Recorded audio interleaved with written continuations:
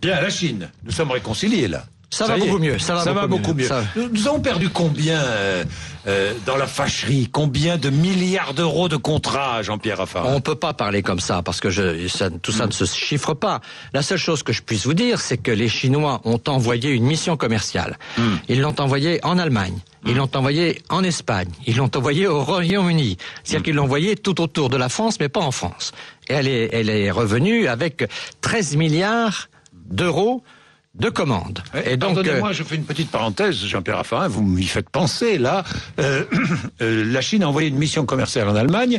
Pourtant, Angela Merkel n'est pas allée participer à la cérémonie d'ouverture des Jeux Olympiques de Pékin, me semble-t-il. Oui, vous avez tout à fait raison. Pourquoi l'Allemagne, le Royaume-Uni ne sont pas traités par les Chinois comme la France? Pourquoi? Eh bien, pour une raison simple. C'est que nous sommes, depuis 64, non pas des partenaires commerciaux, mais des alliés politiques. Nous sommes membres du Conseil permanent de l'ONU avec les Chinois. Aussi et nous sommes en permanence en discussion politique. Aussi, mais nous avons des négociations. Sur l'Irak, la Chine était avec nous, la Grande-Bretagne était avec les États-Unis. Sur les grands dossiers du monde, nous avons la Chine très souvent avec nous. La plupart du temps, au Conseil de sécurité, la Chine vote comme nous. Et donc nous sommes des partenaires politiques. Nous avons un partenariat global stratégique. Et donc, avec l'Allemagne, on fait du commerce. Avec la France, on fait de la politique mondiale sur un monde multipolaire, sur l'équilibre des forces, et notamment sur l'équilibre vis-à-vis des États-Unis.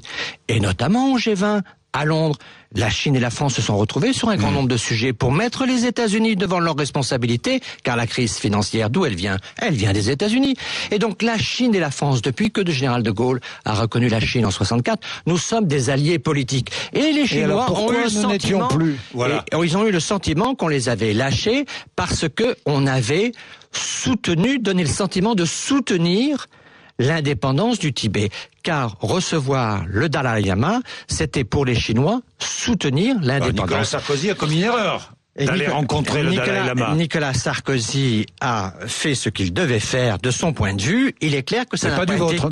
pas du vôtre ni de celui des Chinois. Ça n'a pas été compris des Chinois. Pourquoi? Parce qu'en Occident, le Dalai Lama, c'est un moine, c'est quasiment un fils de Gandhi, il est un peu plus indien que chinois. C'est quelqu'un qui est un non-violent, qui est prix Nobel de la paix, et donc il ne présente aucun danger pour l'Occident tel que nous le voyons. Mais eux, en Chine, là-bas, ils le voient comme un chef politique, parce qu'en même temps, il ne nous le dit pas toujours ça en Europe, il est chef d'un gouvernement en exil, il est chef d'un parlement en exil. Le Dalai Lama? Le Dalai Lama, et en tout cas, il y a deux personnalités très différentes. En Occident, quelqu'un qui est un moine hors de la société, et en Asie, quelqu'un qui est à la tête d'un gouvernement en exil, d'un parlement en exil, et qui défend une charte qui parle de l'indépendance du Tibet. Donc Nicolas Sarkozy a clarifié la situation. Ils ont, avec les Chinois, nos deux diplomaties, rédigé un texte où nous disons clairement que nous ne soutenons pas l'indépendance du Tibet.